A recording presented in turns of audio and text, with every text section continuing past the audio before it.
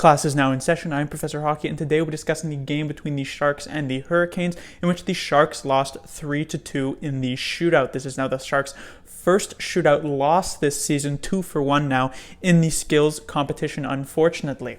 And this game didn't start off all too well, considering Svechnikov got the first goal within just the first minute, and it looked like after what was a okay game against the Capitals, but not all that great, and now this first game of a pretty long road trip, it was looking like it might not go all that well for the Sharks, but they really fought back. They got the goal from Marcus Sorensen to tie it up. Eventually, Gardner in the second period would make it 2-1, but in just the last, I believe, 18 seconds of the second, so one of those late period killer goals, Couture managed to tie it up, and we went into the third period with a tie game.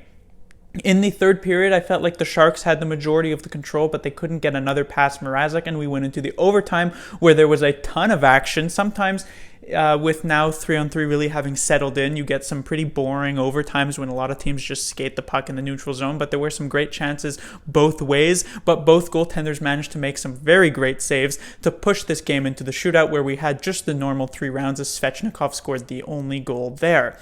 First thing to talk about would again normally be the goaltending, but here we are with the Sharks 2 straight games with these pretty, I guess, controversial plays. Certainly more so Evander Kane's against the Capitals, as that was very much uncalled for, but a lot more of an interesting play to dissect here in the Thornton situation. So with just a few minutes left in the second period, it's a pretty unassuming play. Simple shot from the point, as we see from the Sharks many times per game. It's saved by Mrazek. He goes to cover it. Thornton rushes in, trying to poke it away from the glove of Mrazek, and Mrazek takes big exception to that as he takes a hard swing at the legs of Joe Thornton. Thankfully, he misses, but Thornton takes exception to that. And then once Mrazek starts to face him down, Thornton gives him a punch there in the neck region, and Mrazek just falls like a ton of bricks.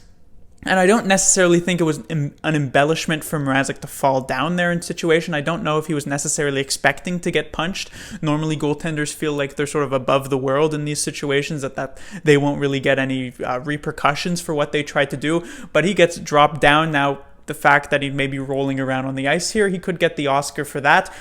But in this situation, unlike with Evander Kane, who I thought obviously it's an uncalled for play, very dirty, I actually am not surprised Thornton gets very heated in this situation.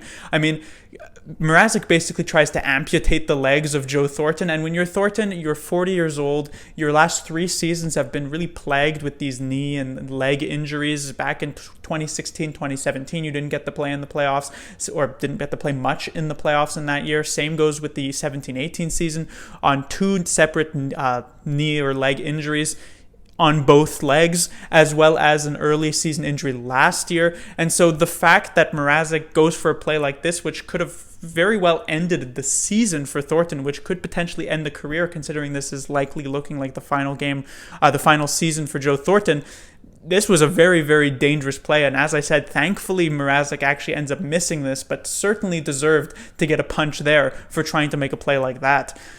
Next to talk about would be Aaron Dell, who got the start here tonight. I was a bit surprised about that. Obviously, Jones did get the yank in the game against the Capitals. Dell started the third period and played the full 20 minutes there, but I suspected they'd go back to Jones considering they have a back-to-back this weekend. But Dell comes in and actually plays a very solid game.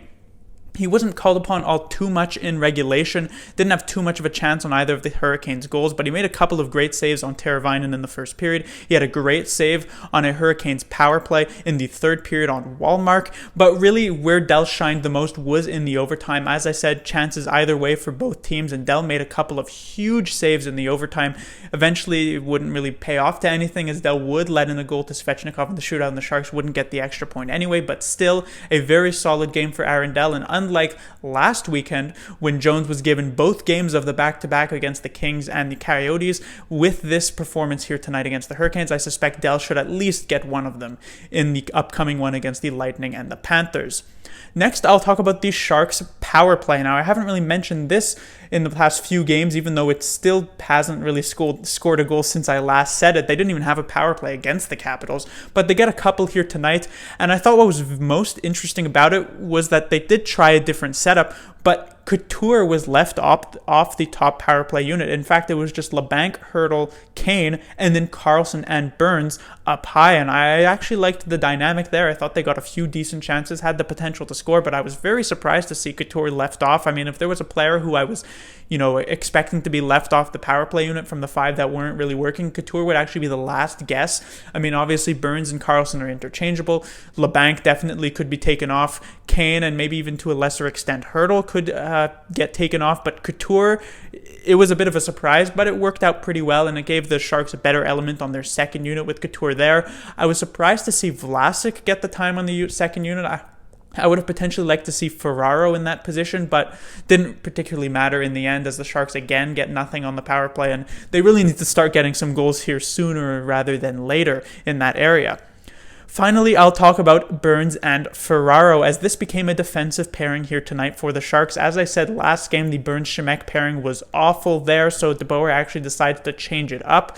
I was somewhat surprised to see Ferraro get the appointment up here with Brent Burns. I expected maybe it would be Dillon and Burns and then Simek and Ferraro as the third defensive pairing, but maybe they value a bit more of a veteran presence. Obviously, a lot of, with how Simek has played in the past and everything like that, it feels as though Simek is some sort of grizzled vet at this point, but he hasn't actually played 82 games yet in the NHL, so not even yet a full season.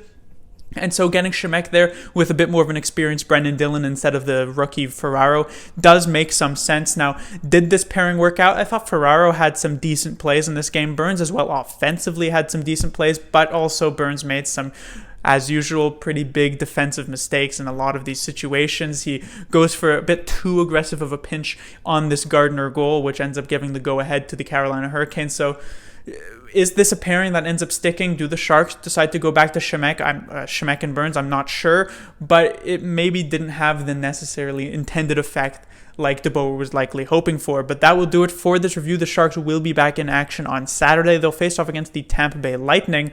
Now, last season when they would face off against the Tampa Bay Lightning, I'd be saying that they're playing against the best team in the NHL by far. However, the Lightning have been struggling pretty significantly this season. They once again lost here tonight. They are out of the playoff picture in the Eastern Conference, but they certainly aren't to be taken lightly. This is still a team with a ton of talent. It's basically the same as it was last season, with maybe a few changed pieces here or there, and so the Sharks really have to be wary that team is going to come out firing, considering how not so great it's gone this season. So the Sharks are going to be looking to get back in the win column. They'll take the point here tonight, but they want the 2 on Saturday.